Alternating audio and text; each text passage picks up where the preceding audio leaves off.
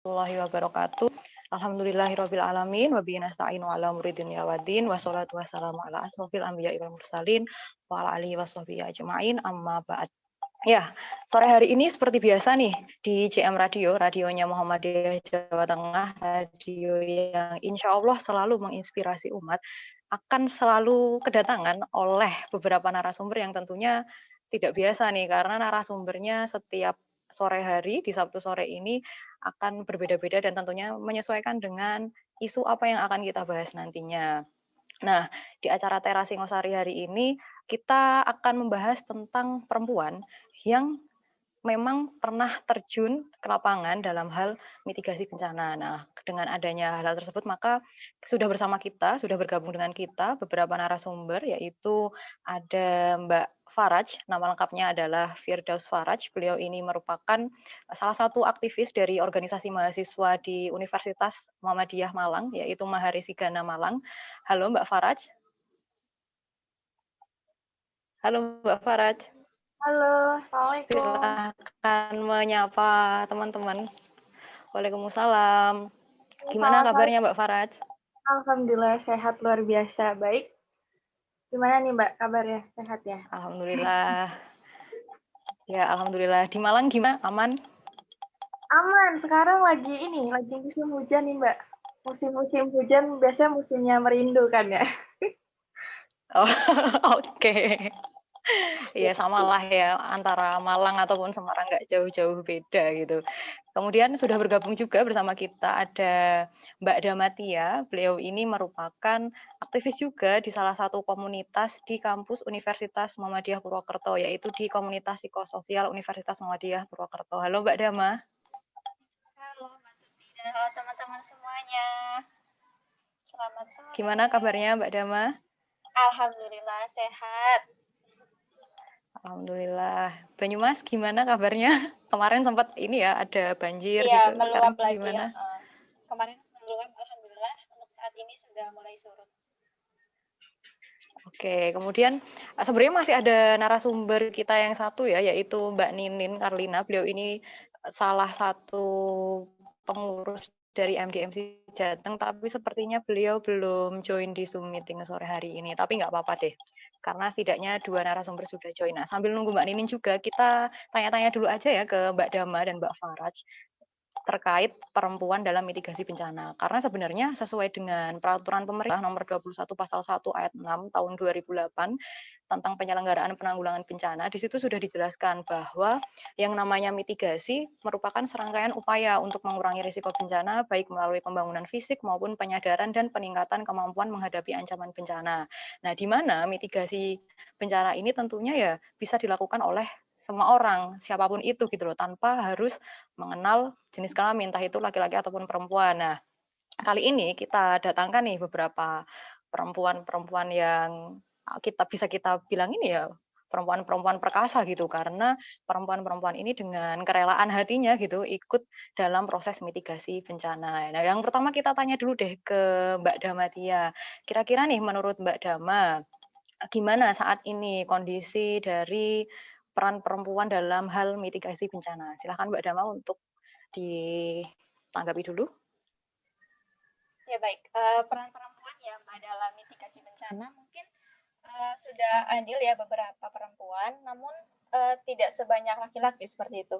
Karena stereotip tentang perempuan itu kan kesan lemah gitu ya, jadinya masyarakat itu menganggap perempuan itu tidak mampu seperti itu untuk apabila nanti terjadi bencana. Namun banyak juga dari perempuan yang sudah ikut andil dalam mitigasi, seperti dalam menyampaikan informasi tentang resiko bencana yang terjadi. Itu juga bisa salah satu peran kita sebagai perempuan untuk mitigasi bencana. Seperti itu.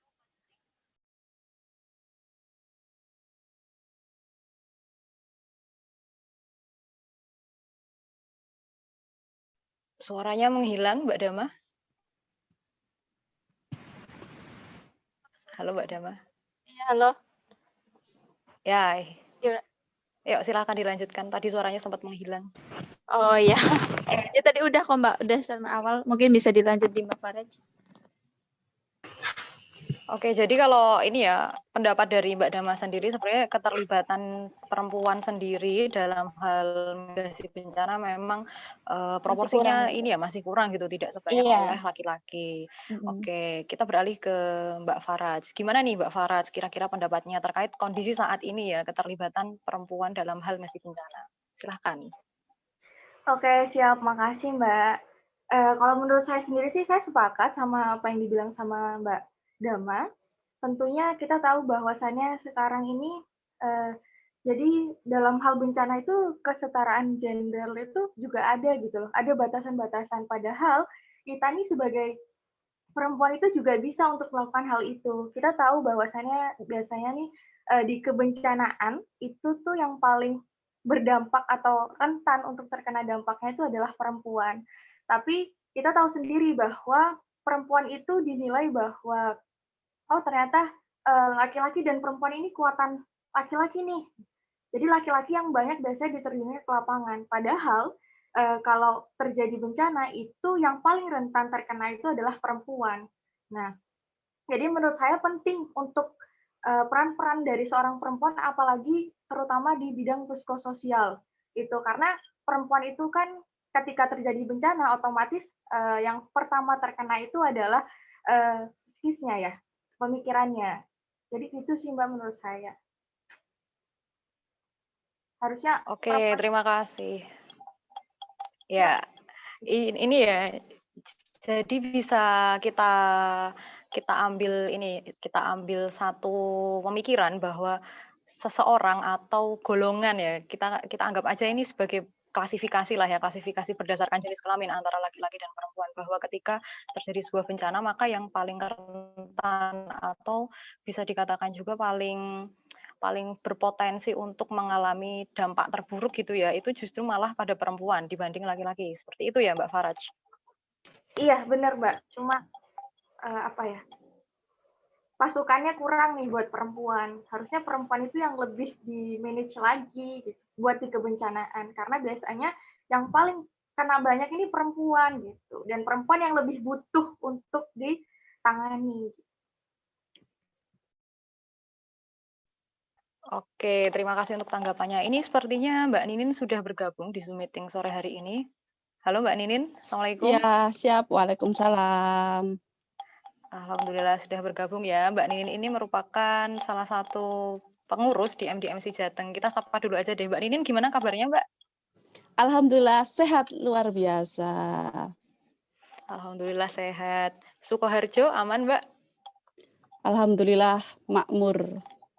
Tetap makmur. Oke.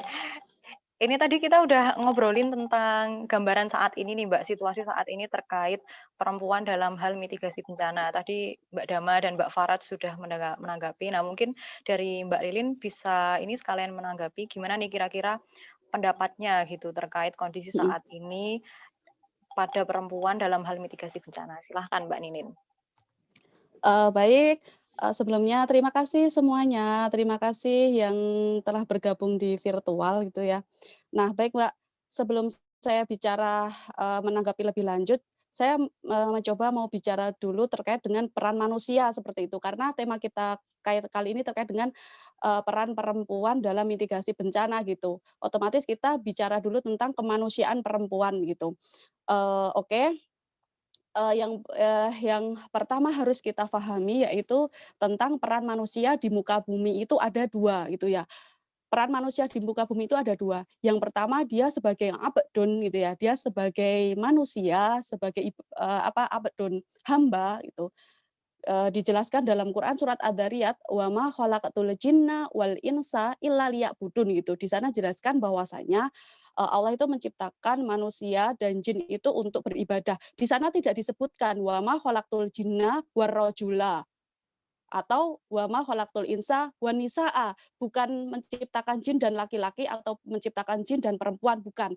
Tetapi menciptakan jin dan manusia. Berarti kita sama-sama sebagai abdun. Yang kedua adalah peran manusia sebagai khalifah fil ard gitu. Nah, di dalam Quran surat An-Nahl 97 pun dijelaskan bahwasanya man amila solihan minadzakarin au unsa wa huwa mu'min falyuhniyannahu hayatan thayyibatan.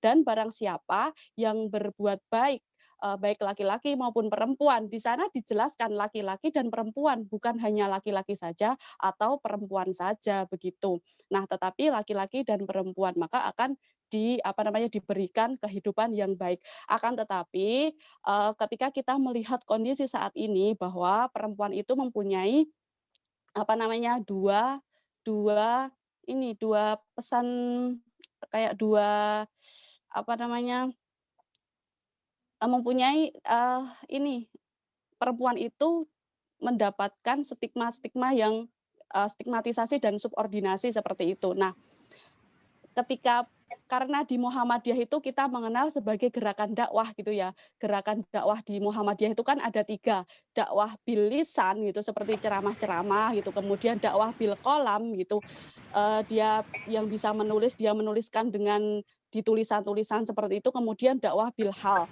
dakwah dengan, gerakan seperti itu. Mungkin di MDMC ketika respon itu kita lebih pasnya masuk ke dalam dakwah bil hal kayak gitu. Nah, tetapi ketika kita sudah mengenali bahwa ada 2 peran manusia di muka bumi ini, kemudian kita juga mengenali bahwa dakwah di Muhammadiyah itu ada 3, tetapi kadang, pengalaman sosial perempuan itu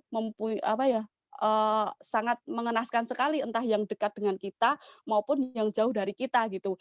Yang pertama yaitu tentang stigmatisasi bahwa perempuan yang tampil di publik gitu ya, yang dia respon di kebencanaan, yang dia menjadi seorang mubalighah, yang dia menjadi seorang yang memang dia tampil di publik itu mempunyai stigma-stigma bahwa kemunculan perempuan itu justru membawa madorot gitu, bukan membawa kemaslahatan, bukan membawa kebermanfaatan kayak itu. Ini stigmatisasi sehingga muncullah, pemahaman bahwasanya perempuan yang paling solihah itu adalah perempuan yang dia semakin di rumah, semakin solihah dia. Semakin dia tidak tampil di publik dan semakin dia tertutup, maka semakin solihah dia, kayak gitu. Muncul seperti itu. Kemudian, yang kedua adalah subordinasi, perempuan itu dianggap tidak penting, kayak gitu. Nah, dalam hal kita aja lihat aja ya, dalam respon bencana misal, dalam tindakan perencanaan ataupun pengambil kebijakan, pasti semua, hampir semua diambil alih oleh laki-laki gitu. Perempuan tuh presentasinya itu jarang banget gitu. Karena apa? Terpengaruh budaya yang tadi itu, budaya patriarki, kemudian budaya-budaya yang menganggap, menstigmatisasi perempuan, budaya-budaya yang menganggap bahwa, subordinasi terhadap perempuan dan ini masih kita dapatkan, meski kita berada di komunitas yang harusnya berkemajuan, kita berada di komunitas yang seharusnya itu progresif gitu. Tetapi pemahaman-pemahaman ini masih ada dalam diri kita sehingga ketika perempuan mau bergerak, entah skill kita adalah skill dia dalam dimitigasi bencana atau skill dia di tanggap darurat atau skill dia di recovery gitu ya, pemulihan, di rehabilitasi dan rekonsiliasi, akhirnya akhirnya maju mundur gitu karena mendapat stigma-stigma yang seperti itu gitu. Nah, terkait dengan, mengacu kepada buku fikih kebencanaan yang dikeluarkan oleh Tarjih Muhammadiyah yang terkait dengan mitigasi bencana. Mungkin teman-teman bisa membuka di halaman 86 sampai 93 ya, di sana bicara tentang mitigasi bencana. Yang, di sana dijelaskan bahwa tujuan dari mitigasi itu ada 4. Yang pertama yaitu mencegah kehilangan jiwa, kemudian yang kedua mengurangi penderitaan manusia. Dalam hal ini sebenarnya terkait dengan jiwa dan penderitaan manusia gitu. Sebenarnya perempuan itu masuk dalam kelompok rentan. Karena apa? Dia mengalami fase atau memerankan peran-peran biologis gitu, seperti menstruasi mungkin, kemudian menyusui, kemudian hamil gitu yang tidak bisa diambil alih oleh yang lain kayak gitu, tidak bisa diambil alih laki-laki, misal seperti itu. Nah, di sini seharusnya kalau kita bisa menempati posisi dalam perencanaan, mungkin dalam pengambilan kebijakan, dalam pengambilan keputusan, kenapa bisa lebih ramah terhadap, kebijakan yang ramah perempuan? Karena perempuan itu mengalami itu. Mungkin banyak sekali yang memang sudah ramah gitu, tapi akan lebih ramah lagi ketika perempuan yang bicara, entah di di ranah mitigasi, entah skill dia di tanggap darurat atau skill dia dalam pemulihan gitu ya, atau recovery kayak gitu, kayak gitu, Kak. Oke, cukup lengkap ya penjelasan dari Mbak Ninin dan itu sangat memberikan kita gambaran gitu bahwa ternyata dalam hal mitigasi bencana itu ya sebenarnya mau laki-laki atau perempuan itu ya sah-sah aja. Bahkan itu hak masing-masing dari si laki-laki atau perempuan tersebut. Cuman memang pada kenyataannya realitasnya prosentase dari perempuan yang ikut terlibat dalam hal mitigasi bencana itu prosentasenya masih kecil, tidak sebanyak pada laki-laki. Oke, kita masuk ke pertanyaan selanjutnya nih. Kira-kira apa aja nih peran dari masing-masing organisasi atau komunitas dari Mbak-Mbak semuanya nih? Kalau Mbak Dama kan dari komunitas, Mbak Faraj dari Ormawa, kemudian kalau Mbak Ninin kan jelas ya dari MDMC. Silakan dari Mbak Faraj dulu ya untuk menanggapi. Oke, siap nih. Kalau dari Farah sendiri di UMM itu, khususnya di Marsigana, mahasiswa relawan siaga bencana, kami itu selalu tanggap cepat terhadap situasi bencana-bencana yang ada. Khususnya untuk saat ini kami aktif di Satuan Gagas COVID-19. Tentunya saya sangat bersyukur karena bisa menjadi bagian dari Satuan Gagas COVID-19. Saya ditempatkan di rumah sakit yang mana di rumah sakit ini tentunya malah yang menjadi relawan ini adalah kebanyakan perempuan.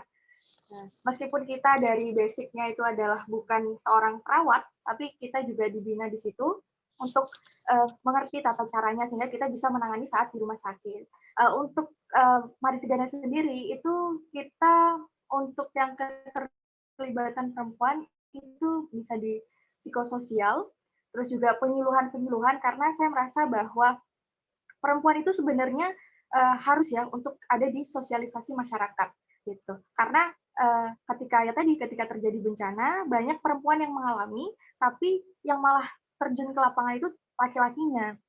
Nah di sini itu Marisigana sangat mengaktifkan semuanya. Jadi tidak memilih, alhamdulillah di Marisigana ini itu baik itu laki-laki atau perempuan itu sangat aktif untuk di bidang kebencanaan sehingga tidak ada batasan-batasan bahwa di sini semuanya bisa untuk ikut terlibat dalam penanganan bencana dan tentunya setiap ada kegiatan di kampus itu Marisigana selalu menjadi satuan gugus COVID yang mana menjadi pusat untuk penanganan resiko-resiko bencana saat ini.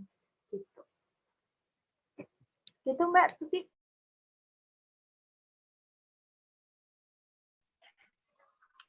Oke, terima kasih untuk gambaran yang sudah dijelaskan. Selanjutnya ke Mbak Dama. Kira-kira bagaimana nih Mbak Dama peran dari teman-teman komunitas UMP khususnya perempuan ya, apalagi dari perempuan ya bisa lebih memaparkan lebih banyak nih. Silahkan Mbak Dama. Ya, terima kasih Mbak Tuti. Suaranya kedengaran ya? Iya, terdengar jelas. Ya. Jadi di sini kan saya tergabung dalam komunitas psikososial, di mana kalau di mitigasi itu kita lebih ke peningkatan kapasitas kita untuk sebelum di fase tanggap darurat gitu, untuk terjun langsung ke kebencanaan. Jadi kita harus punya ilmu apa aja sih yang bisa kita lakukan nanti pada saat bencana itu terjadi, seperti itu. Contohnya waktu kemarin itu karena di Banyumas itu ya sedang musim hujannya itu sedang tinggi ya sampai luapan banjir terjadi. Kemarin itu di Banyumas juga ada pelatihan fasilitator mengenai masyarakat tangguh bencana. Nah, di mana kita itu di situ berlatih menjadi fasilitator untuk melatih para masyarakat di desa yang kita tuju nantinya agar dapat mempersiapkan apa aja sih nanti kalau bencana ini datang kan banjir gitu ya, datangnya tiba-tiba gitu ya, nggak ngasih kabar dulu gitu, datangnya tiba-tiba. Jadi nanti kalau masyarakatnya sudah teredukasi dengan kita yang telah difasilitatori juga, mungkin kan kita sebagai relawan tidak selalu stay di sana gitu ya. Jadi masyarakat itu sudah tahu sedikit, oh ini apa sih yang harus bisa kita lakuin gitu. Dan untuk di dalam kebencanaannya, mungkin kita dari komunitas psikososial ya, apa ya, membantu para penyintas agar tidak terganggu psikisnya gitu ya.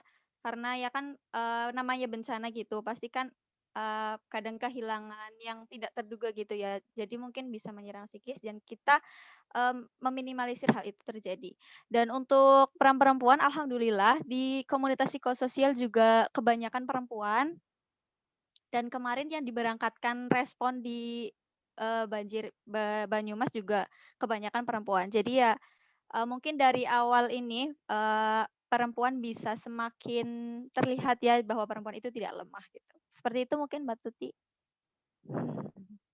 Oke, sepakat sekali ya. Itu menunjukkan bahwa perempuan tidak lemah gitu. Karena pada kenyataannya teman-teman dari komunitas psikososial UMP itu ya dominasinya adalah perempuan. Oke, selanjutnya Mbak Nini nih, karena MDMC itu kan ini ya sebagai pamungkasnya gitu. Silahkan Mbak Nini untuk disampaikan kira-kira apa saja sih peran perempuan dalam MDMC Jateng? Monggo. Baik, oke.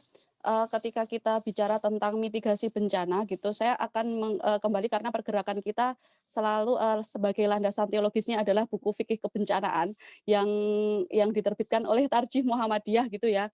Jadi, apa namanya, eee, apa yang harus kita lakukan sebagai manusia gitu ya, karena perempuan itu adalah manusia juga gitu. Nah, yang pertama yaitu memahami penyebab terjadinya bencana. Kemudian yang kedua, memahami peran manusia dalam pengaturan alam. Nah, ini yang kadang ketika bicara tentang kebencanaan itu tentu tidak bisa jauh-jauh bicara tentang alam gitu. Dan ini mungkin, banyak yang belum belum ini ya, belum tergerakkan bagaimana kita bisa melestarikan alam, bagaimana kita bisa menjaga kelestarian bumi gitu. Padahal ini bagian penting banget dari yang namanya mitigasi itu, gitu. Kemudian ketika kita, melihat bahwa ada 3 unsur mitigasi gitu ya. Yang pertama adalah, penilaian bahaya atau kita kenal sebagai hazard assessment gitu. Nah, bagaimana, di sana kita harus memahami apa saja aset yang terancam, kemudian tingkat ancamannya seperti itu.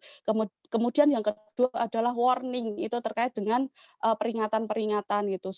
Nah, ini ya, peringatan-peringatan ini terkadang, kita masyarakat itu mendapatkan informasi dari sumber yang tidak dipercaya gitu. Misal, terjadi ada bencana gitu ya, kemudian ada berseliweran, BC-BC WhatsApp kayak gitu yang membuat makin panik gitu loh, bukan makin menenangkan karena memang dari sumber yang tidak jelas kayak gitu. Nah, di sini perempuan juga bisa berperan, memberikan informasi yang jelas kayak gitu, menenangkan gitu. Kemudian yang ketiga adalah persiapan atau kesiapsiagaan, preparedness gitu ya.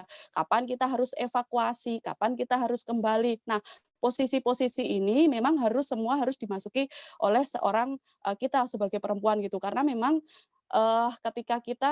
ketika kita akan mau respon, nggak mungkin kan kita hanya respon kemudian nggak punya skill apa-apa, asal cepat aja. Yang kita pahami kan, yang harus kita lakukan kan cepat juga tepat gitu. Nah, bagaimana kita menjadi seorang relawan yang bisa merespon secara cepat dan tepat gitu. Kemudian kita juga harus apa namanya, eee harus juga menjaga keseimbangan alam gitu. Kita bicara tentang kebencanaan, tetapi kita tidak peduli dengan kelestarian alam gitu.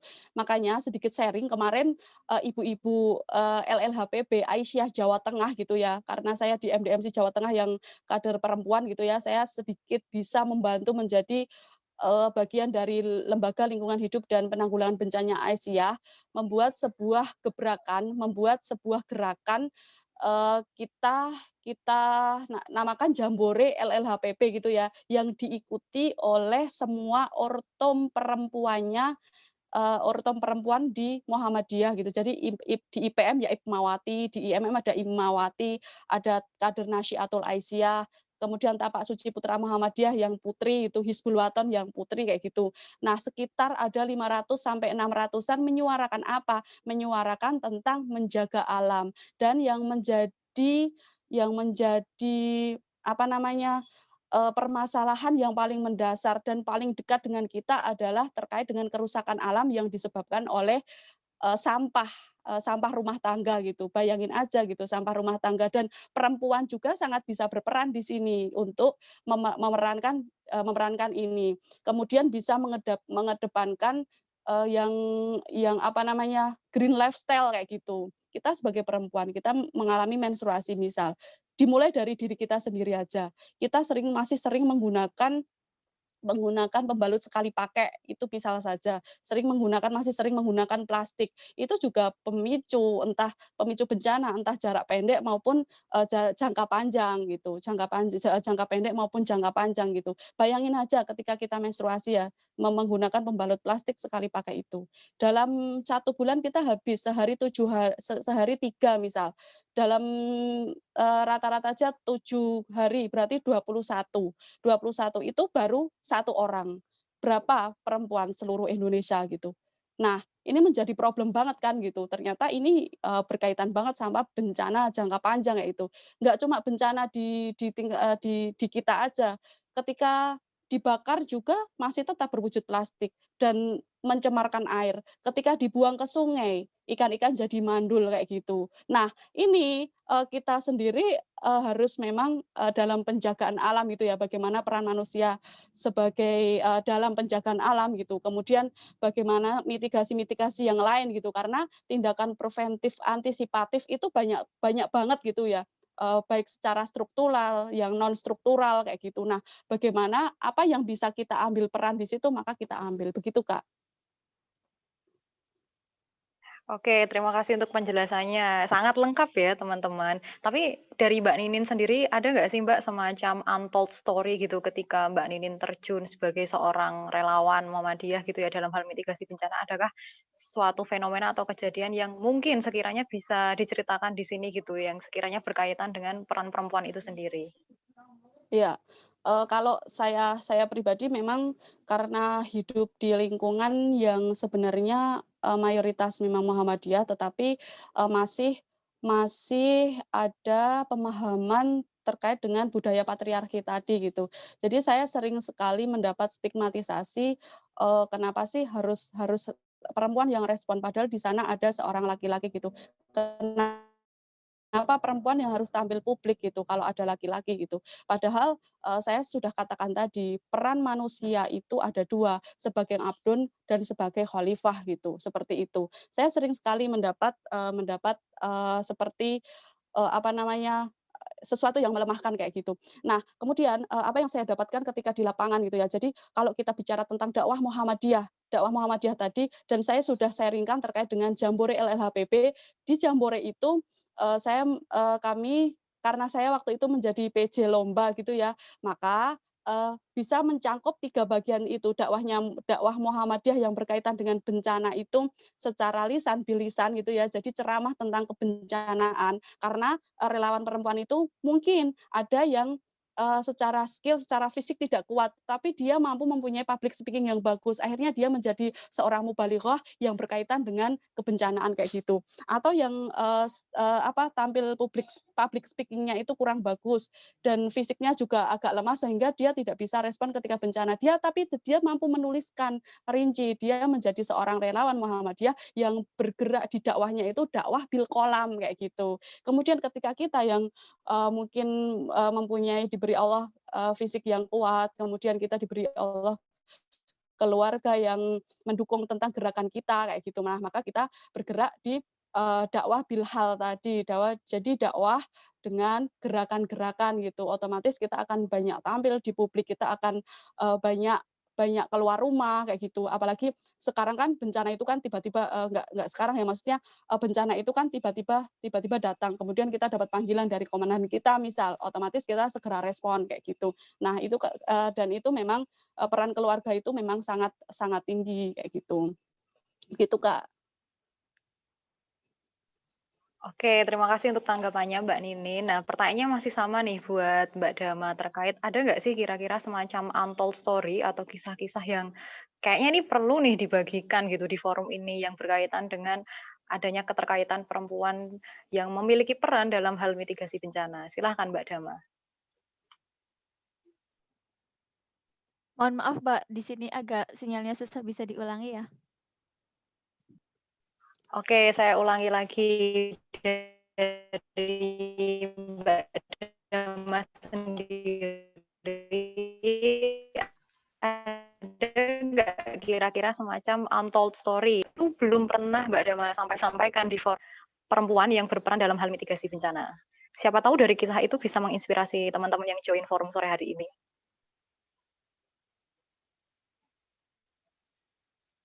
Masih termute audionya Mbak Dama. Aduh, maaf nih Mbak, mungkin Oke. saya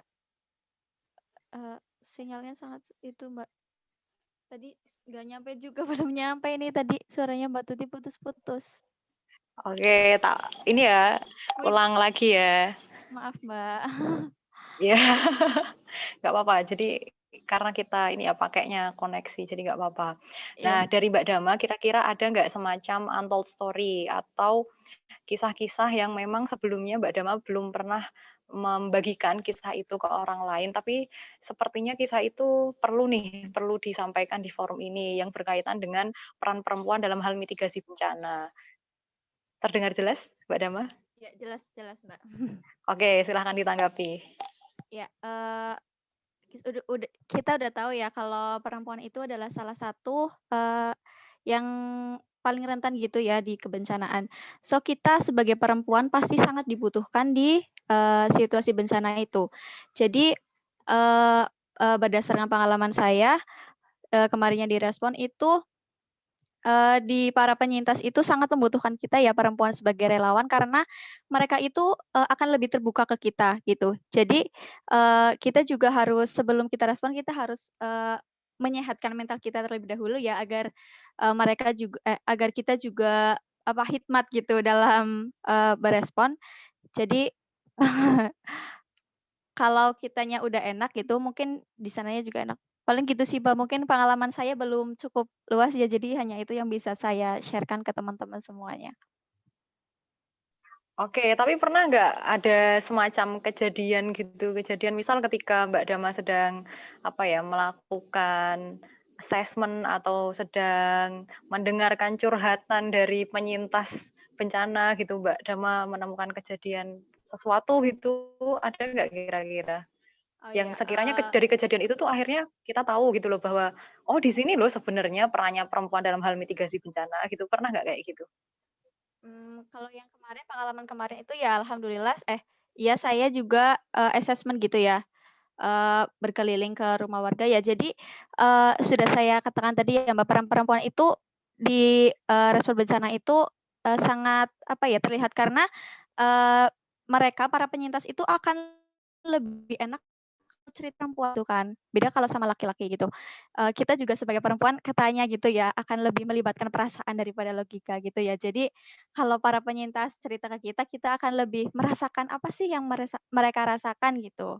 Jadi kemarin ya banyak penyintas yang notabene sih kemarin kebanyakan anak-anak gitu ya. Jadi anak-anak itu ya lebih suka bermain gitu kan. Nah jadi ya peran perempuan itu kan kalau apalagi lebih suka anak-anak gitu ya, pasti akan menimbulkan ya yang baik-baik gitu, Mbak. Mungkin itu aja sih, Mbak. Makasih. Oke, berarti bisa ini ya, kita simpulkan bahwa sebenarnya empatinya itu lebih dapat gitu ketika Iya. seorang relawan kebencanaan yang perempuan tadi gitu, yang perempuan tadi melakukan pendekatan psikososial kepada si penyintas. Kayak gitu ya kurang lebih ya, Iya. lebih kepada aspek empati gitu. Oke, terima kasih Mbak Dama. Selanjutnya ke Mbak Faraj nih. Pertanyaannya masih sama Mbak Faraj. Kira-kira ada nggak semacam untold story atau kisah-kisah yang belum sempat tersampaikan tapi bisa disampaikan di sini terkait peran perempuan dalam mitigasi bencana? Silahkan. Oke, siap. Ya, sebelumnya kita kayak lebih ke cerita-cerita aja ya, karena saya juga masih junior, kayak lebih ke sharing-sharing aja. Kalau dari pengalaman saya sendiri itu, perempuan dalam mitigasi bencana itu lebih ke woman supporting woman gitu sih. Jadi kayak misalkan nih, ketika kita melakukan psikososial misalkan, pendekatan antara perempuan yang terkena bencana dengan kami yang relawan perempuan. Lalu di situ kan pendekatannya nih ada curhat-curhat nih, saya tuh gini gini gini gini, lalu kita yang relawan memberikan nasihat yang memang seharusnya. Nah, dari situ tuh sebenarnya kita juga bisa belajar gitu loh, belajar dari hal-hal kecil yang kita dapatkan dari relawan. Salah satunya adalah rasa bersyukur gitu. Ketika kita saling mendengar, kemudian saling memberikan, kadang orang ini hanya butuh untuk didengar. Nah, ketika kita mendengarkan orang lain, terutama mereka-mereka perempuan yang terkena bencana, itu kita bisa belajar bahwasannya, oh iya ternyata ada orang yang masalahnya lebih besar dari kita. Kayak kita jadi lebih belajar bersyukur gitu. Kita sebagai sesama perempuan ternyata perempuan ini kan kalau laki-laki yang melibatkan logika, sedangkan perempuan itu melibatkan perasaan. Tentunya perempuan itu rumit ya tentunya. Nah, dari situ tuh kita sesama perempuan yang notabene yang satu misalkan terkena bencana, yang satu menjadi relawan. Bukan berarti kita yang menjadi relawan itu adalah kita yang kuat, tidak. Kadang kita yang menjadi relawan itu adalah orang yang pura-pura kuat gitu. Tetapi kita berusaha menjadi perempuan yang tangguh, yang berusaha menyemangati perempuan lainnya. Nah, di situ kita bisa belajar, kita punya masalah, kita seorang perempuan tentunya kita sebagai manusia, nggak ada manusia yang sempurna, dan nggak ada manusia yang nggak punya masalah. Kita sebagai perempuan punya masalah dihadapkan dengan perempuan lain yang punya masalah, tentunya itu kayak, oh iya ya, ternyata ada orang yang masalahnya lebih besar dari saya. Gitu. Akhirnya karena kita punya masalah dan yang satu juga punya masalah, akhirnya kita saling menyemangati gitu. Secara nggak langsung dari cerita mereka, kita bisa juga tersemangati. Kalau saya sih lebih ke woman supporting woman tuh dari situ. Jadi bukan hanya kita menolong mereka, oh ini ada kejadian ini, kita balut lukanya selesai, tidak. Tapi banyak hal-hal di luar itu yang bisa kita pelajarin gitu. Salah satunya dimulai dari hal-hal kecil. Karena ketika kita belajar dari hal kecil, tentunya itu akan berdampak luar biasa.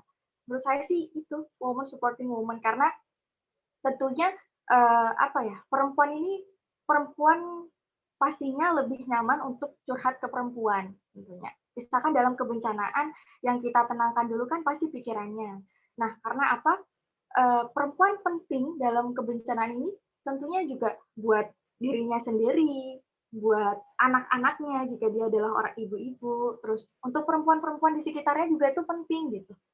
Jadi penting banget untuk perempuan ini belajar lebih tentunya untuk edukasi bencana karena perempuan-perempuan di luar sana itu butuh perempuan-perempuan yang tangguh. Karena saya percaya bahwa perempuan yang hebat itu adalah perempuan yang bisa menyemangati dirinya sendiri, tapi perempuan yang luar biasa itu adalah perempuan yang mampu untuk memberikan semangat ke perempuan-perempuan sekitarnya. Lebih kayak gitu sih. Terus lebih mengapresiasi hal-hal kecil kayak semisal yang satunya terkena bencana ataupun kita sesama relawan untuk saling semangat ya, itu benar-benar hal yang luar biasa gitu. Ataupun terima kasih ya, terima kasih dan semangat itu di kerelawanan itu menurut saya tuh hal-hal yang berdampak wow gitu kayak kita nggak perlu dikasih apa-apa, tapi apresiasi kecil-kecil itu merupakan suatu hal yang istimewa buat kami relawan, terutama untuk perempuan ya. Karena uh, ketika kita semangat, tentunya semua tuh akan berjalan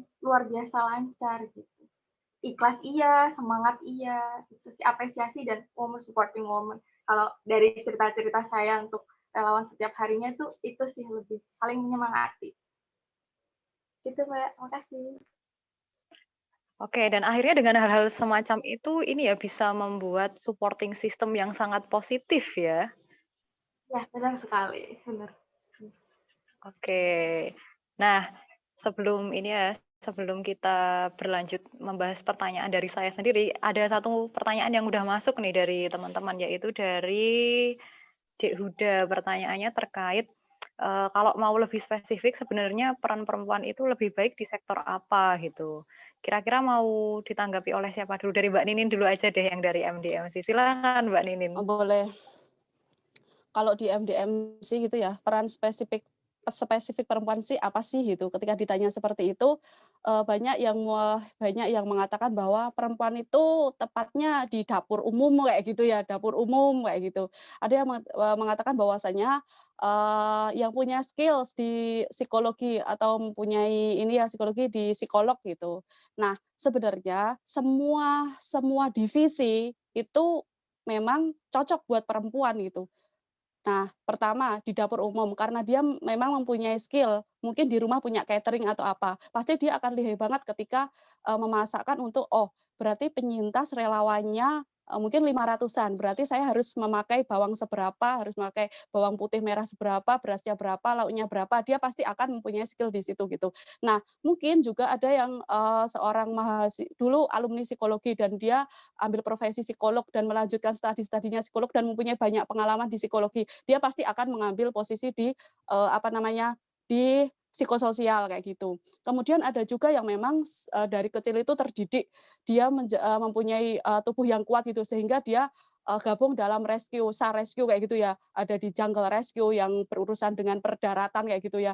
Ada water rescue yang, berurusan dengan lautan gitu, itu bisa diisi oleh seorang perempuan gitu. Kemudian ada di medis misal, medis juga butuh dan memang bisa dimasuki, perempuan gitu. Misal di ranah pimpinan struktural secara resmi aja yang mengambil kebijakan, di situ juga bisa seorang perempuan tampil di situ. Jadi perempuan itu bisa tampil di semua aspek tergantung skill dia itu di apa. Sekarang kalau respon yang dibutuhkan ke sana, eee banyak penyintas yang lagi stres dan masuk pada tingkat stres tertinggi gitu.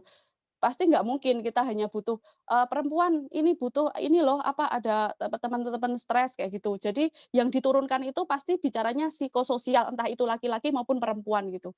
Kemudian di sini loh, kurang yang namanya, apa namanya, di dapur umum ini kurang kurang personil karena yang masak sama yang bungkusin sama yang nyiapin itu, sampai sampai perputarannya terlalu cepat sehingga kecapean, kelelahan di dapur umum gitu. Maka di sana yang dibutuhkan, bisa dimasuki laki-laki juga perempuan gitu. Kemudian di medis bisa dimasuki laki-laki dan juga perempuan gitu. Karena kita bicara tentang kemanusiaan, maka kita bicaranya juga responnya juga kemanusiaan bahwa, kemanusiaan perempuan itu diakui gitu ya. Kemanusiaan laki-laki itu juga diakui di mana-mana gitu. Jadi sama-sama diakuinya gitu. Begitu Kak Tuti. Oke, sangat sepakat saya dengan pendapatnya Mbak Ninin. Selanjutnya Mbak Dama deh, silahkan ditanggapi tadi pertanyaan dari Dek Huda terkait sektor mana sih yang sekiranya cocok gitu buat relawan perempuan, silahkan. Ya, terima kasih Mbak Tuti. Ya, saya setuju banget ya sama yang tadi disampaikan oleh Mbak Ninik bahwa perempuan itu sebenarnya bisa masuk di semua klaster pada saat kebencanaan. Tadi yang Mbak Ninik juga bilang bahwa kita sebagai perempuan pasti punya skill masing-masing gitu ya. Seperti saya misal di psikososial ya saya pasti akan terjun di klaster psikososial seperti itu. Mungkin ada teman yang lain dia juga skill-nya memang di dapur umum ya, pasti terjun di dapur umum. Jadi tidak menutup kemungkinan kalau perempuan itu hanya di psikososial saja, hanya di dapur umum saja, mungkin dia juga bisa di pencarian dan penyelamatan seperti itu. Jadi semua bisa dimasuki oleh perempuan, seperti itu. Tadi sudah terjawab jelas ya sama Mbak Ninik, jadi saya hanya sedikit menambahkan saja. Seperti itu Mbak Tuti, terima kasih. Oke, terima kasih untuk tanggapannya. Silahkan Mbak Faras untuk menanggapi pertanyaan yang sama. Oke, saya juga sepakat dengan teman-teman bahwa perempuan itu bisa ditempatkan dimanapun sesuai dengan skill-nya. Tentunya ketika kita di kebencanaan, semisal ternyata ada yang pengen ngerespon bencana di salah satu tempat, tapi dia nggak punya skill itu. Nah, itu bisa banget untuk nanti dari teman-teman yang udah bisa skill itu untuk kasih dia ini edukasi. Tentunya biasanya kan kayak semisal saya nih ditempatkan di rumah sakit. Tentunya saya jurusan akuntansi nggak tahu apa-apa, nggak sebelumnya tidak tahu apa-apa kan tentang kayak bagaimana cara menensi atau mengecek suhu dan semacamnya. Tapi di sana kita diberikan edukasi. Nah, jadi menurut saya dimanapun kita ditempatkan itu sangat bisa. Tentunya juga dengan skill, juga kalau misalkan kita memang sebelumnya tidak memiliki skill, tentunya kita bisa belajar gitu, di mana kita mau untuk ditempatkan. Tentunya juga dengan kerelaan hati, gitu. Karena yang namanya menjadi relawan adalah rela. Jadi harus memang sesuai dengan apa ya? Jadi biar bisa ikhlas gitu Mbak. Jadi kita nggak bisa kayak misalkan kita maunya ditempatkan di tempat A, tapi ternyata kita ditempatkan di tempat B dan itu kita dituntut untuk di tempat B, itu nggak bisa kayak gitu. Jadi kerelaan hati dari diri sendiri itu harus sih. Terus mau belajar kalau misalkan dia memang mau di tempat itu meskipun dia nggak punya skill-nya. Jadi perempuan tuh menurut saya bisa untuk ditempatkan dimanapun. Terima kasih. Oke, namanya juga relawan ya, jadi ya sesuai dengan kerelaan hatinya, dia relanya di mana gitu. Oke, kita kasih kesempatan dulu buat ini Dek Huda sebagai penanya. Kira-kira dari Dek Huda ada tanggapan lagi atau sudah cukup? Silahkan open mic-nya saja, Dek Huda. Cukup, Mbak. Keren. Terima kasih teman-teman perempuan berkemajuan. Oke, cukup ya. Nah, selanjutnya nih, karena tadi di awal sudah sempat ada yang nyentil nih, kalau yang namanya perempuan ketika dia terjun dalam hal kebencanaan, terkadang ada beberapa perempuan yang memang berpotensi untuk mengalami kekerasan yang berbasis gender. Nah, kira-kira pendapat dari Mbak-mbak semuanya ini gimana nih terkait adanya hubungan perempuan dalam perannya ketika melakukan mitigasi kebencanaan dengan kekerasan berbasis gender? Silahkan dari Mbak Dama dulu untuk menanggapi. Ya, terima kasih Mbak Tuti. Ya betul banget ya. Kekerasan berbasis gender ini sebenarnya hal yang mungkin kalau orang-orang itu sensitif gitu ya. Makanya mungkin sedikit orang mendengar bahwa di kebencanaan itu ada loh kekerasan berbasis gender gitu ya. Jadi dari pengalaman saya dan cerita-cerita literatur yang saya baca, memang ada gitu ya kekerasan berbasis gender ini juga tidak terjadi hanya pada penyintas, namun juga pada relawan gitu. Dan ini mungkin kalau yang si korban ini tidak akan bercerita ya, karena mungkin korban ini akan merasa dirinya itu malu gitu jika terkena kekerasan berbasis gender itu. Jadi kalau fungsi dari mitigasi ini kan berarti untuk mengurangi resiko di kekerasan berbasis gender itu sendiri. Itu seperti itu, Mbak. Oke, terima kasih untuk tanggapannya. Selanjutnya Mbak Faraj, silahkan untuk menanggapi tadi terkait ada apa sih gitu antara perempuan yang berperan dalam mitigasi bencana dengan kekerasan berbasis gender. Silahkan. Untuk keterkaitan antara mitigasi bencana oleh seorang perempuan dengan kekerasan gender, menurut saya yang bisa kita lihat dalam kehidupan sehari-hari di dunia relawan tuh mungkin lebih ke ini ya Mbak, untuk klaster pengelompokan relasi. Nah, itu juga ada diskriminasi. Nah, tentunya hal ini merupakan apa ya? Sesuatu yang seharusnya itu kembali ke tadi itu. Jadi kita sesama perempuan ya harus untuk woman supporting woman, di mana bahwa perempuan ini sejatinya tuh sama-sama bisa gitu, sama-sama tangguh untuk menjadi seorang relawan. Dan untuk kekerasan ini itu perlu dilakukan edukasi. Jadi bahwa perlu perempuan diberikan peranan yang memang perempuan ini dibuktikan bahwa perempuan ini bisa, semisal untuk dalam penyuluhan ke lingkungan-lingkungan sekitar ataupun melakukan psikososial. Jadi seperti itu, Mbak Titi.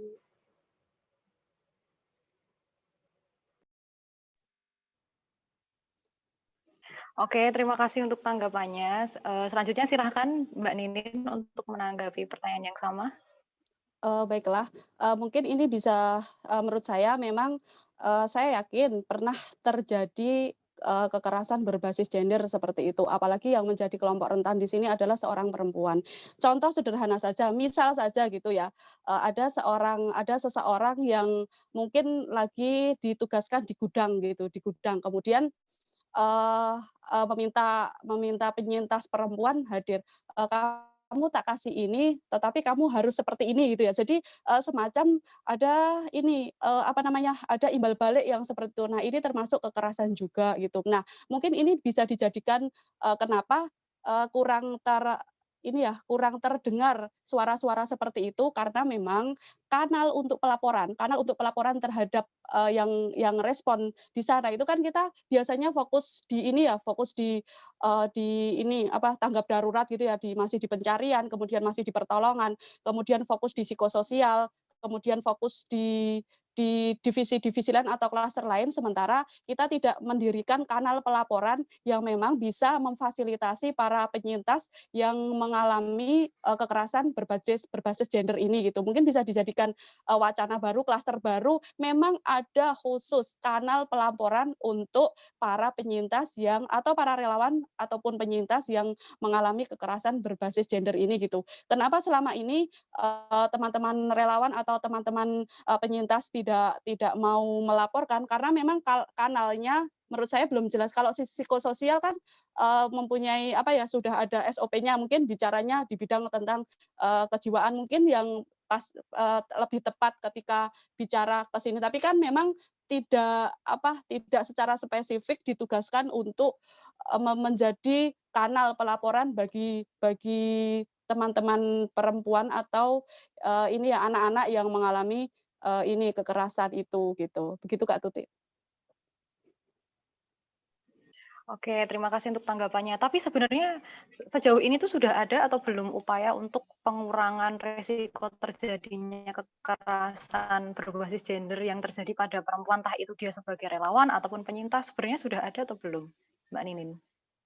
Ya, baik.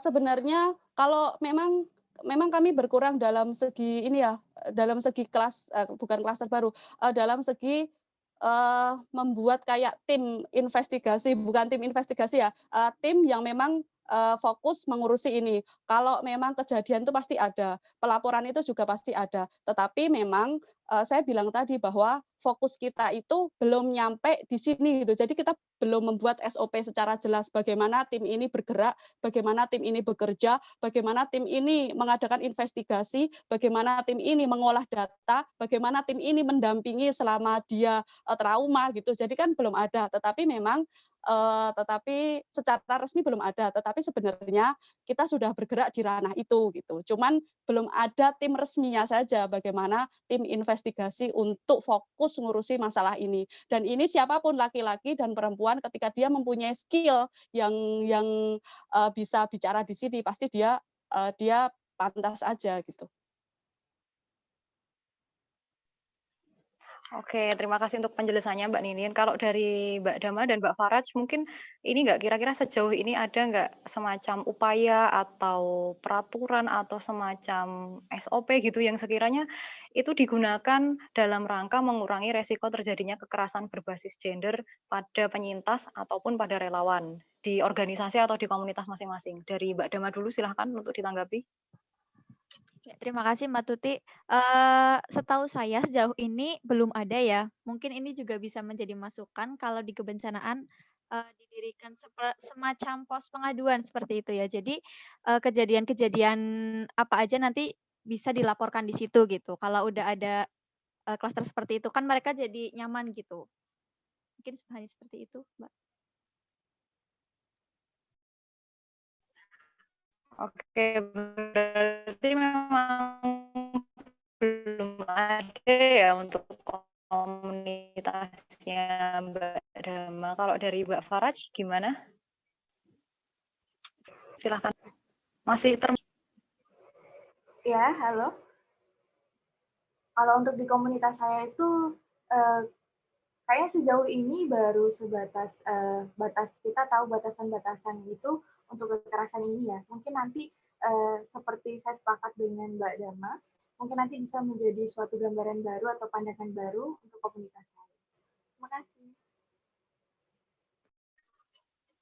Oke, jadi ini menjadi sebuah ini ya masukan yang cukup besar ya dan bisa dijadikan PR besar ke depannya gitu karena memang sejauh ini dalam hal mitigasi bencana ternyata memang belum ada semacam pos atau kanal khusus gitu yang memiliki peran dalam hal penanggulangan kekerasan berbasis gender gitu entah itu yang terjadi pada penyintas ataupun yang terjadi pada si relawan itu sendiri. Kemudian kalau kita berbicara tentang kekerasan berbasis gender nih yang entah itu bisa terjadi pada relawan ataupun penyintas, sebenarnya faktor apa aja sih yang bisa membuat hal itu terjadi gitu? Kok bisa sampai kejadian gitu? Ada yang namanya kekerasan berbasis gender di saat bencana. Karena kalau kita ini ya melogika harusnya kan Yang namanya bencana itu kan situasinya sudah situasi yang sangat down ya, berada di titik terbawah gitu. Nah, kenapa di situasi saat itu kok ya bisa terjadi gitu? Nah, kira-kira bisa ditanggapi dari Mbak Ninin lagi, silahkan.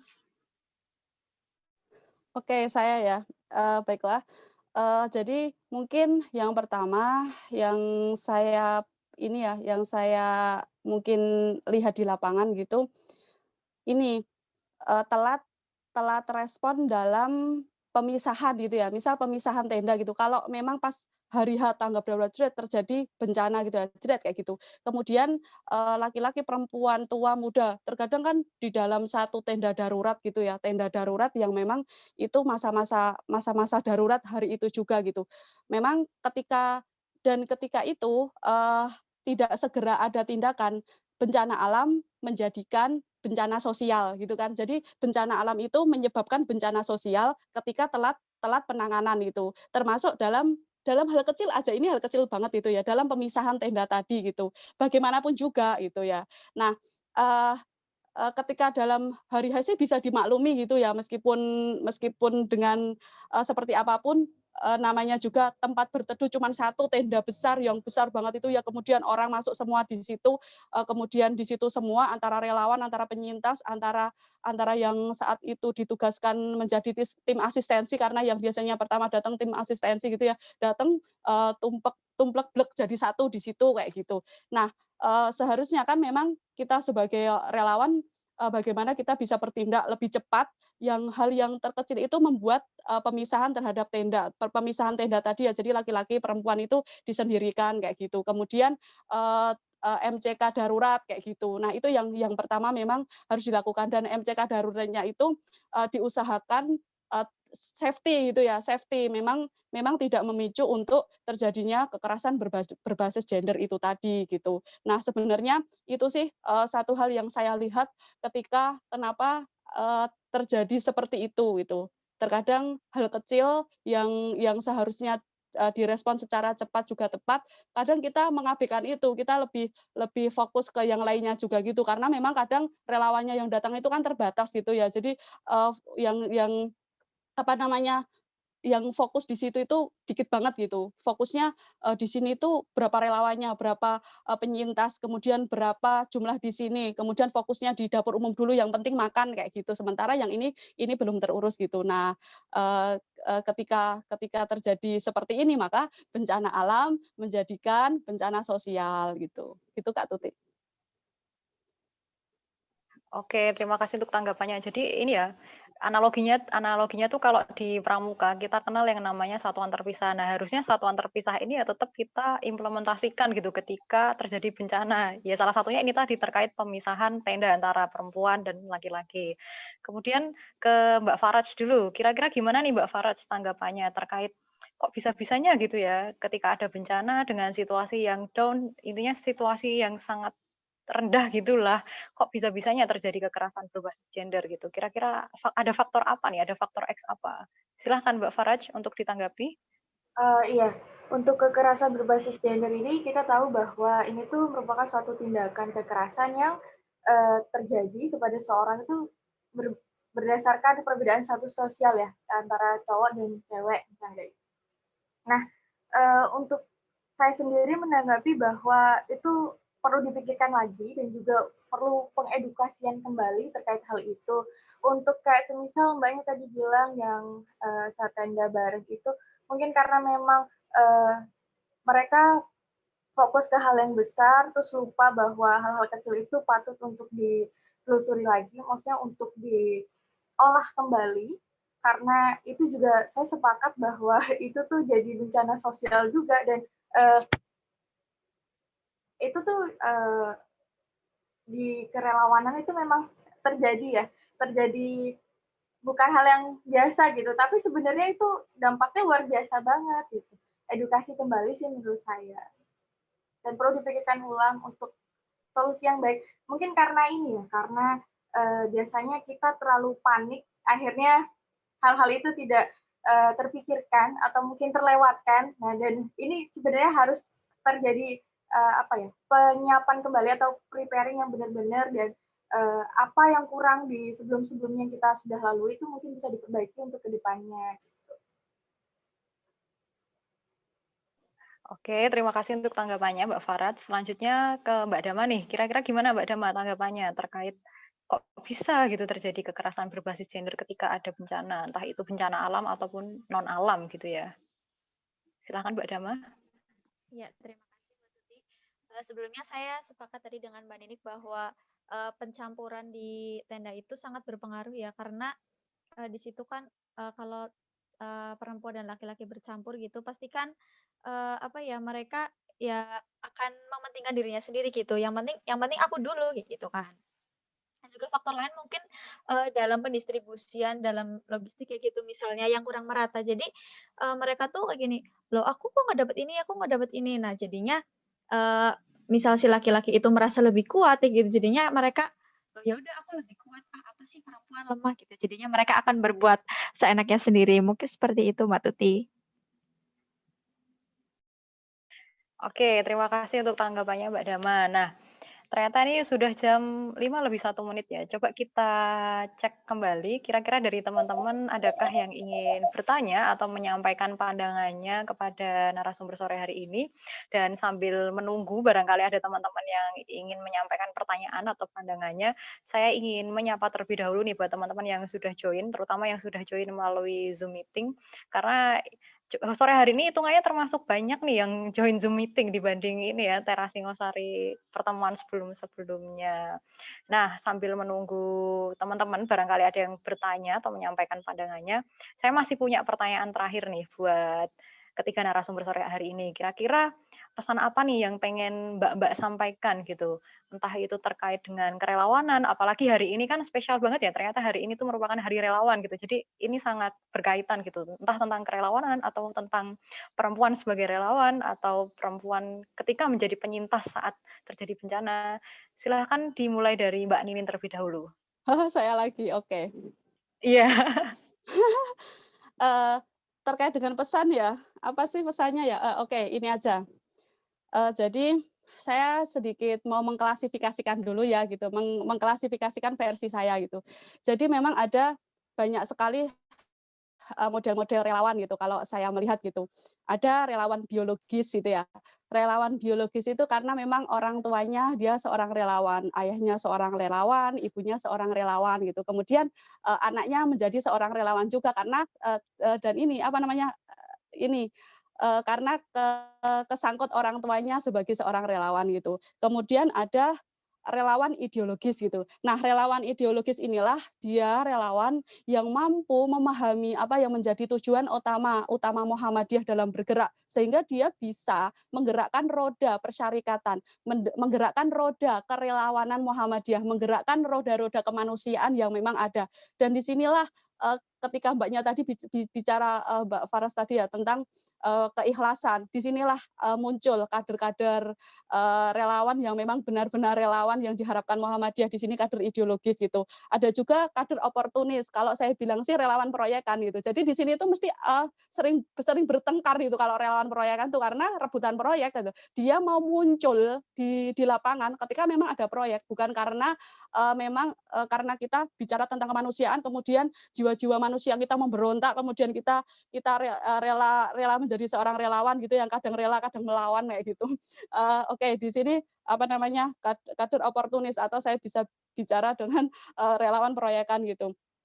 Ada relawan simpatisan. Jadi kalau kita di lapangan mungkin kita sering melihat ya bahwa pengen banget, senang banget bergabung dengan relawan Muhammadiyah, tetapi secara struktur dia tidak memasuki struktur Muhammadiyah. Secara struktur dia bukan menjadi bagian dari MDMC Muhammadiyah, tapi gerakan-gerakan dia itu sesuai dengan apa yang menjadi tujuan Muhammadiyah. Nah, ini menjadi relawan simpatisan itu. Ada relawan selebriti itu ya, relawan ala selebriti itu sebenarnya dia numpang tenar aja gitu. Misal dia mau nyalek gitu atau dia mau ada bencana, kemudian dia datang, kemudian dia ya numpang tenar aja di tengah-tengah kita, loh ini loh aku relawan, loh ini loh aku gitu, aku seorang yang peduli dengan kemanusiaan, apalagi besok kalau aku jadi DPRD atau jadi sebagai batu loncatan aja gitu. Kemudian ada relawan pengkhianat gitu, pasti ada. Jadi ini tadi turunan dari relawan relawan yang oportunis tadi gitu. Nah, maka satu pesan saya, jadilah relawan yang ideologis itu, ideolog relawan seperti itu. Itu aja satu itu aja. Terima kasih Kak Tuti. Oke, terima kasih Mbak Ninin, sangat mencerahkan ya ternyata. Sebentar, ini ada yang raise hand ternyata, yaitu dari Pak Fathul Faruk. Silahkan open mic-nya Pak Fathul Faruk karena udah raise hand. Ini mau nguji Kak, ini tuh mau nguji nggak mau tanya. Oh, halo Terima Pak kasih Fathul Mbak Faruk, silahkan Moderator. open mic. Ya, Ya, terima kasih Mbak Moderator. Saya tertarik sekali dari judulnya yang ngomong soal mitigasi, peran perempuan dalam mitigasi bencana. Tapi selama saya mendengar kan lebih banyak ke perlindungan ya. Tadi saya sempat dengar sekilas tentang perlindungan nih. Saya sempat belajar tentang perlindungan perempuan gitu di bencana. Memang kalau saya melihat perlindungan ini kan tidak dibikin klaster khusus, tapi memang di setiap klaster ada kanal-kanal berbicara soal perlindungan itu. Seharusnya, bukan seharusnya sih, beberapa kondisi terjadi seperti itu. Kemudian saya lebih tertarik, saya mau bertanya nih sama teman-teman narasumber. Saya melihat perempuan itu kan punya the power of mother. Jadi dia itu kalau yang laki-laki adalah kapten, maka istrinya itu satu strip di atas kapten. Nah, dalam bicara soal mitigasi kebencanaan, sebenarnya perempuan yang selama ini dipandang sebagai kelompok rentan, bagaimana sih perannya dalam mengurangi kalau mitigasi kan mengurangi risiko bencana. Peran utamanya itu di mana itu? Apa dia hanya cukup yang tadinya kelompok rentan kemudian tiba-tiba menjadi relawan gitu, atau punya ruang-ruang khusus dalam mitigasi bencana? Karena kalau bisa terjawab dua bentuk mitigasi yang entah yang struktural atau non struktural, lebih yes. Terima kasih, itu dulu. oke, terima kasih untuk pertanyaannya Pak Fathul Faruk. Nah, karena Pak Fathul Faruk ini juga dari MDMC Jateng ya, jadi yang kita persilahkan untuk menanggapi pertama dari Mbak Ninin, sesama MDMC Jatengnya. Silahkan Mbak Ninin. Kak bisa diulang Kak, sedikit disimpulkan aja. Oke, jadi kira-kira dalam hal mitigasi bencana, perempuan itu kira-kira apakah memiliki ruang-ruang tertentu gitu dalam hal pengurangan resiko bencana atau gimana gitu? Kurang lebih seperti itu. Oh gitu. Oke. Ini nguji ya kayaknya ya. Kalau saya tadi bilang ya, ini ya. Jadi kalau saya bilang sebenarnya nggak hanya perempuan aja yang memiliki ruang-ruang tertentu. Kita sama mempunyai harus memiliki ruang-ruang tertentu karena kita ketika bicara kemanusiaan bahwa kemanusiaan perempuan itu memang harus diakui gitu. Maka saya katakan dari awal tadi bahwa dua peran manusia di muka bumi itu pertama sebagai abdun dan kedua sebagai khalifah fil ard. Jadi masing-masing itu sama-sama berpotensi menjadi seorang pemimpin, entah laki-laki maupun seorang perempuan. Maka saya katakan perempuan itu sering mendapat tetapi yang ada di lapangan itu perempuan sering mendapatkan stigmatisasi ya, cap buruk bahwa perempuan itu adalah sumber fitnah, bahwa perempuan itu ketika kedatangannya membawa kemudorotan gitu. Nah, yang kedua tentang marginalisasi.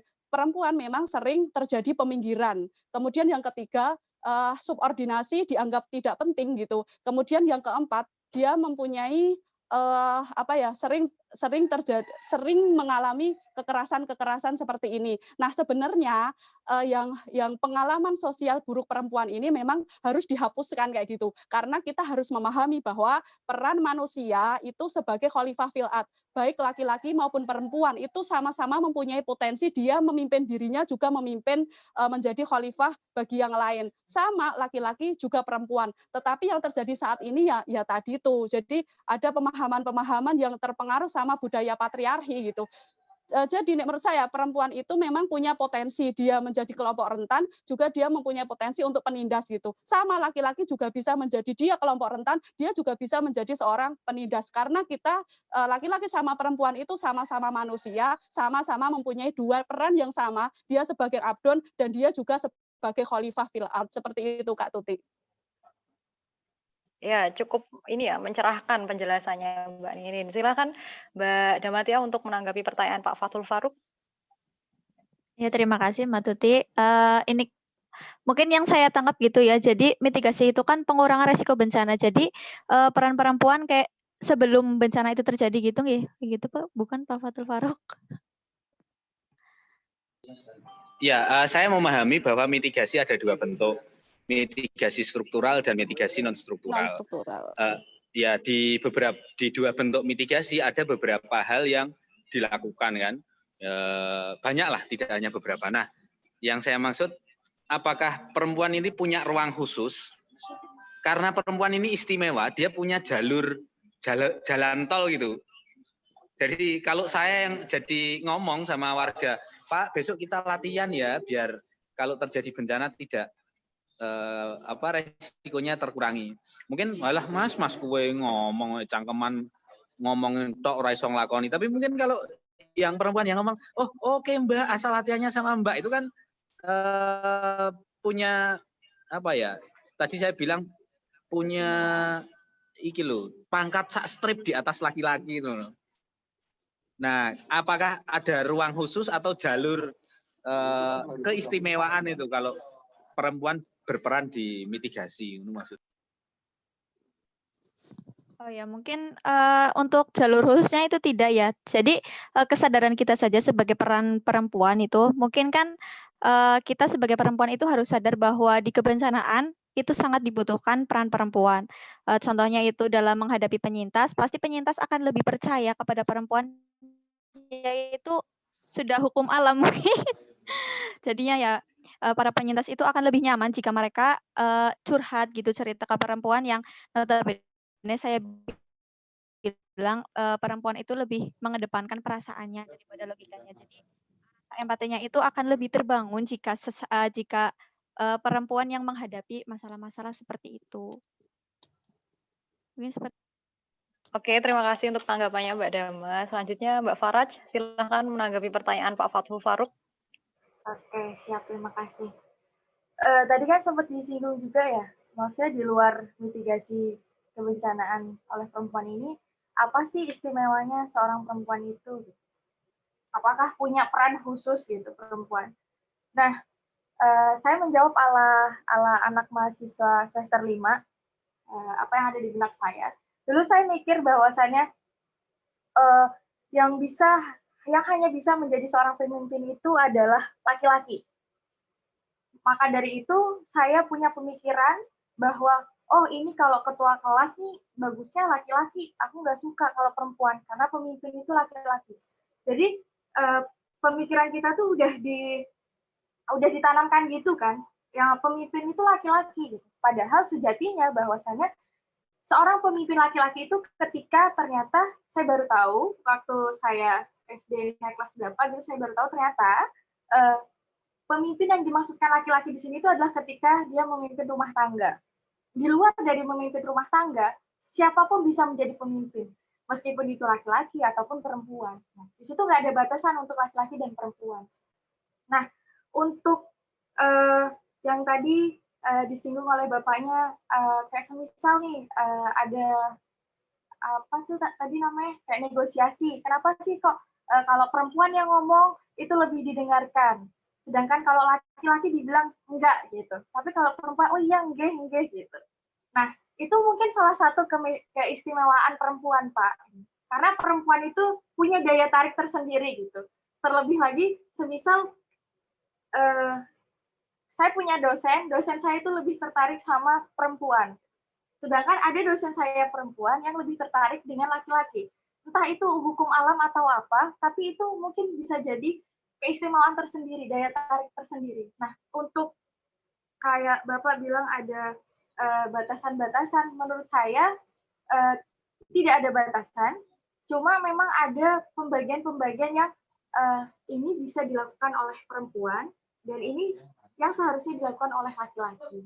Jadi perempuan itu juga bisa jadi pemimpin dan bisa jadi perempuan yang keren. Terima kasih.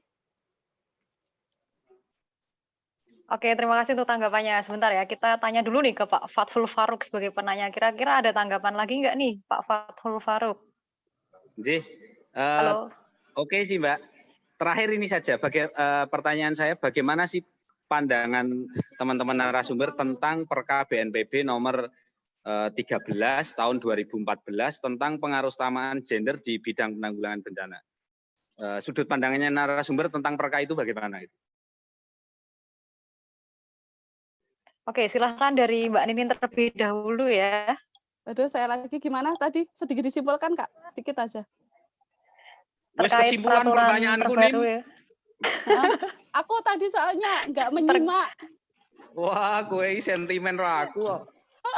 Gimana, Kak? Atau Serius, gimana? Pak Faruk bisa diulang. Nah itu, terkait Perka nomor 13 tahun 2014, yang isinya tentang pengarus utamaan gender. Kira-kira pandangan dari Mbak Ninin gimana terkait Perka tersebut? Perka, ya.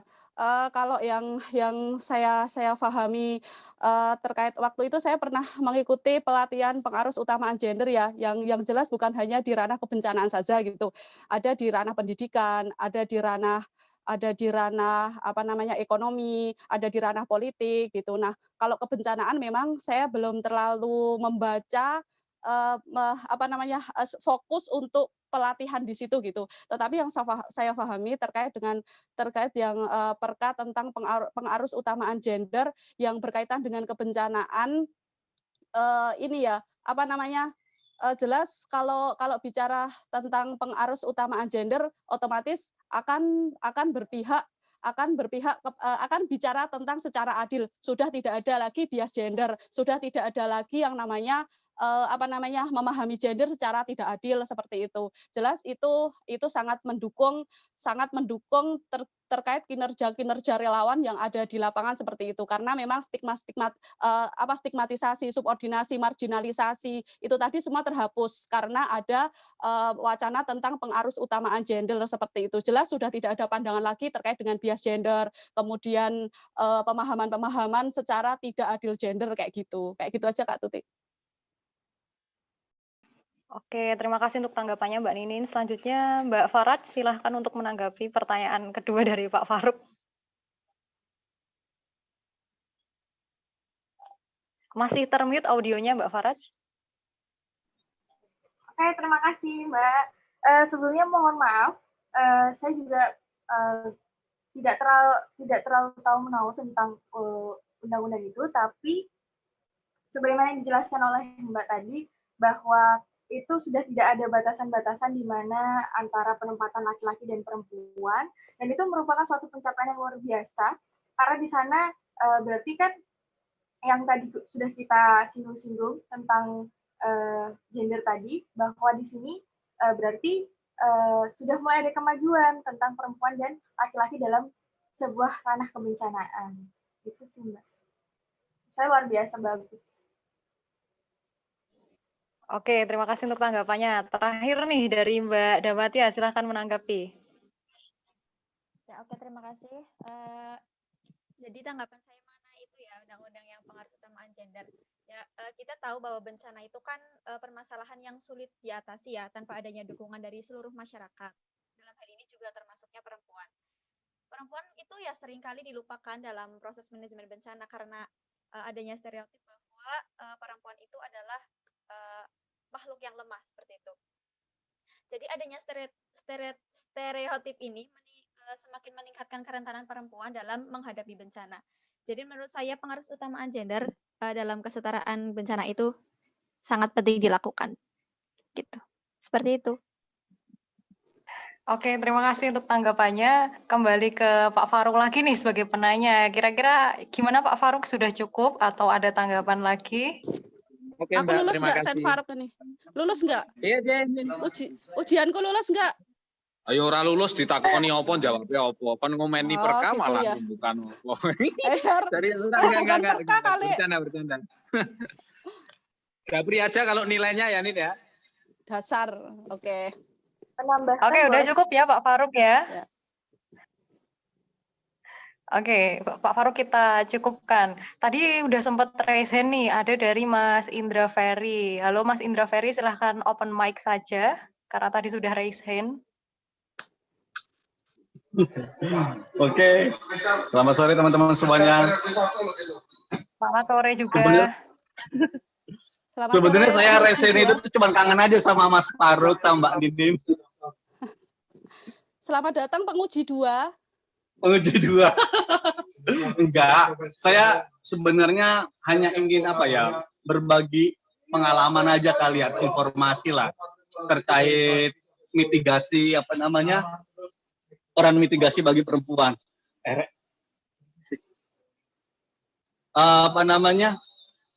Suatu ketika itu saya bersama teman-teman MDMC Kabupaten Malang itu pernah ngisi materi di SPAB. Jadi kebanyakan yang menjadi pesertanya itu adalah ibu-ibu.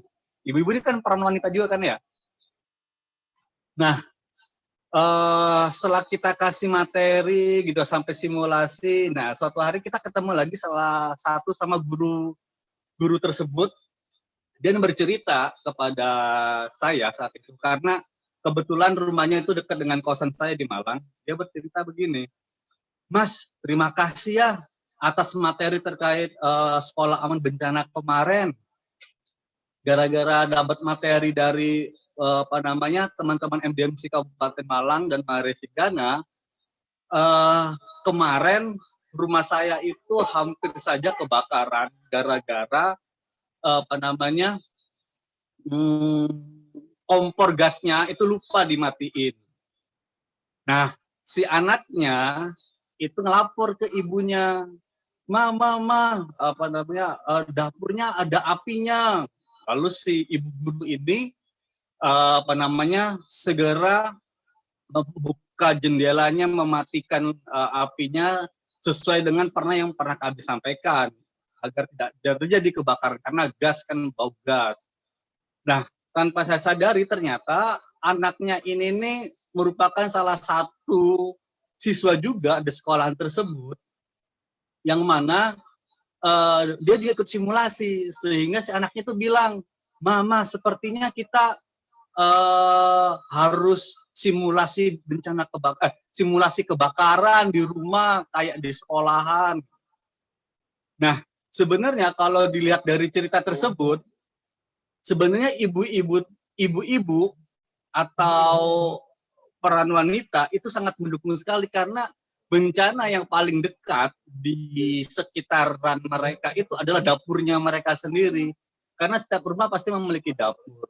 Dan peran wanita, salah satu peran wanita itu adalah bisa jadi adalah mengedukasi anaknya sehingga, nah ini menariknya, si ibu-ibu ini, si ibu guru ini akhirnya ceritalah ke ibu-ibu yang lainnya lagi, ke ibu-ibunya yang lainnya lagi, ibu lain. Tahu sendiri kan, bagaimana the power of mak-mak gitu ya, yang diomongin satu yang tersebar satu kelurahan. Sehingga emang edukasi terkait pengurangan risiko bencana, dalam konteks ini adalah mitigasi bencana, peran ibu-ibu itu sangat, atau peran wanita itu sangat penting sekali, sehingga meminimalisir terjadinya, kalau dalam kasus cerita saya tadi adalah kebakaran. Karena beberapa sekolah-sekolah, khususnya sekolah Muhammadiyah, itu rata-rata di lokasi-lokasi yang padat penduduk. Nah, belajar dari itu semua, saya teringat beberapa kali juga MDMC, baik MDMC wilayah ataupun MDMC PP, itu memberikan edukasi SPAB di berbagai macam sekolahan, yang lagi-lagi mayoritas di sekolah itu adalah ibu guru maksudnya. Yang mereka inilah yang sebenarnya yang akan menjadi pionir-pionir di dalam mitigasi bencana. Beda lagi memang konteksnya ketika saat respon bencana. Ketika respon bencana emang sangat kompleks sekali dan tidak cukup wanita yang berpikir bagaimana caranya agar tidak ada terjadi tindakan asusila di di lokasi pengungsian, karena peran laki-laki pun dibutuhkan.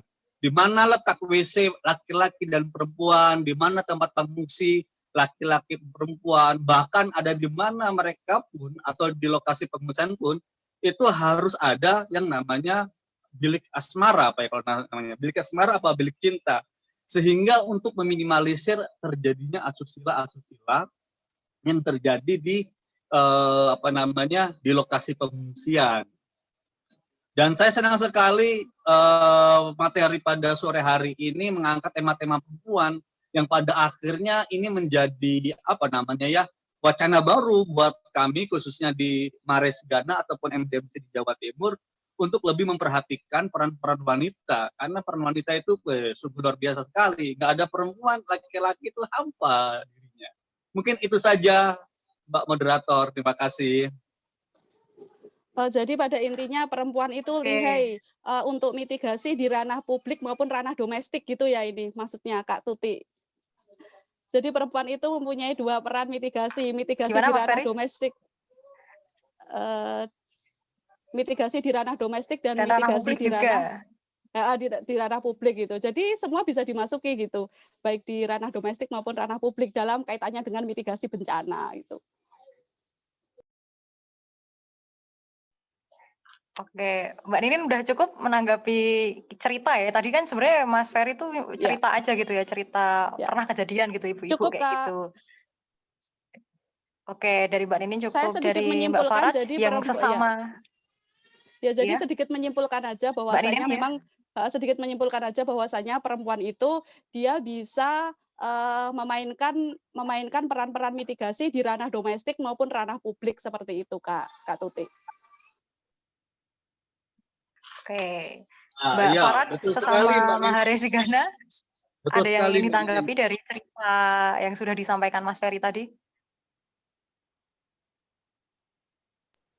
Iya, terima kasih luar biasa sekali untuk ketua saya, pimpinan relawan saya, Mas Indra Ferry.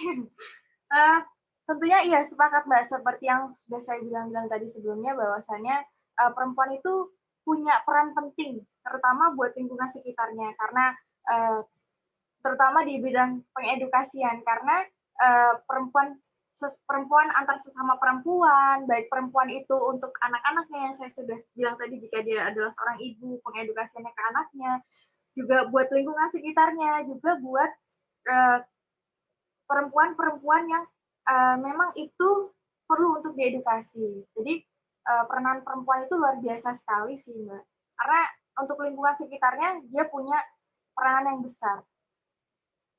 Saya sepakat dengan pimpinan saya. Oke, selanjutnya Mbak Damatia, gimana, ada tanggapan? Atau mungkin, idem tanggapannya? Iya, dari saya sudah dibahas semua ya, baik dari Mbak Nini maupun Mbak Faraj, mungkin sudah terwakilkan jawabannya. Oke, idem ya tanggapannya. Dari Mas Indra Ferry sudah cukup atau ada lagi nih Mas Indra Ferry yang ingin disampaikan?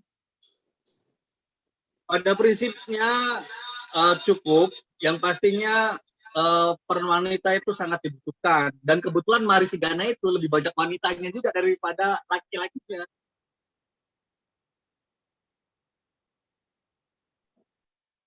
Oke, terima kasih untuk cerita ya, kisah yang dibagikan di forum sore hari ini, Mas Indra.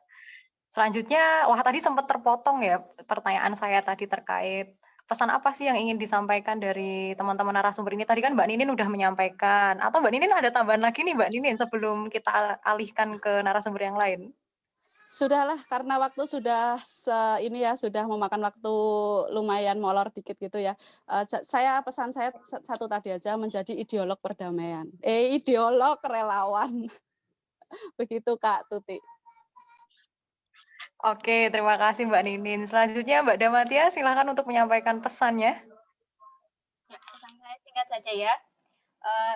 Kita ketahui bahwa bencana itu tidak dapat dihindari dan datangnya juga tiba-tiba. Mitigasi bencana merupakan tugas bukan hanya relawan, namun kewajiban kita sebagai individu, baik laki-laki maupun perempuan. So, mari kita bantu mereka yang membutuhkan dengan keikhlasan. Baik, Terima kasih, Mbak. Oke, selanjutnya Mbak Faraj, silahkan. Oke. Saya percaya bahwa setiap kita yang terlahir di dunia itu adalah seorang pemimpin. Kita sebagai perempuan itu bisa melakukan hal yang sama meskipun tidak setara. Dan saya percaya bahwa seorang perempuan yang hebat adalah perempuan yang mampu menyemangati dirinya sendiri, tapi seorang perempuan yang luar biasa adalah perempuan yang mampu untuk menyemangati orang-orang di sekitarnya. Jadi mari ayo sama-sama kita jadi perempuan yang tangguh, karena kita adalah tempat atau madrasah utama bagi calon anak-anak kita. Maka dari itu, cantik aja tidak cukup di era saat ini, kita juga harus memiliki sebuah pemikiran, juga attitude, karena kita adalah perempuan-perempuan yang luar biasa. Terima kasih. Oke, terima kasih untuk Mbak Faraj, Mbak Damatia, dan Mbak Ninin yang sudah sharing di forum sore hari ini ya. Tentunya ada banyak hal nih yang bisa kita dapetin dari forum sore hari ini. Dan sebenarnya nggak perlu saya simpulkan juga, tapi saya hanya ingin mengingatkan kepada teman-teman semua bahwa yang namanya manusia ya, tanpa mengenal jenis kelamin, entah itu laki-laki ataupun perempuan, semuanya memiliki hak yang sama, termasuk dalam hal mitigasi kebencanaan. Jadi kalau kamu ngerasa perempuan ya it's okay aja gitu ketika kamu ikut dalam hal mitigasi kebencanaan. Asalkan itu tadi sesuai dengan pesannya Mbak Ninin, jadilah relawan yang ideologis. Oke, karena kita sudah ini ya, molor beberapa menit, jadi saya mewakili tim yang bertugas sore hari ini, mohon pamit undur diri dan mohon maaf apabila ada kekurangan maupun kesalahan dalam memandu acara. Dan terima kasih juga untuk teman-teman yang sudah join, khususnya yang melalui Zoom meeting, serta terima kasih kepada narasumber semuanya. Nun wal kolami wa ma yasturun wabillahi fi sabilil haq fastabiqul khairat. Wassalamualaikum warahmatullahi wabarakatuh. Waalaikumsalam Terima warahmatullahi kasih semuanya. wabarakatuh. Terima kasih, Mbak. Assalamualaikum warahmatullahi wabarakatuh. Yalah seniorku kabeh. Waalaikumsalam warahmatullahi wabarakatuh. Dek Huda mana? Dek Huda sudah live? Dek Ninin. Dek Huda kirain mau ngetes. Dan Huda sama dan Faruk. Salam. Waalaikumsalam.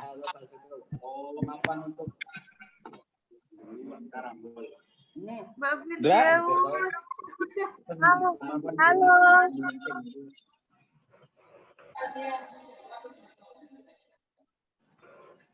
Ferry gue ora mau renggonku, aku duwe jagoan anyar Jok Sepol. Wis siap.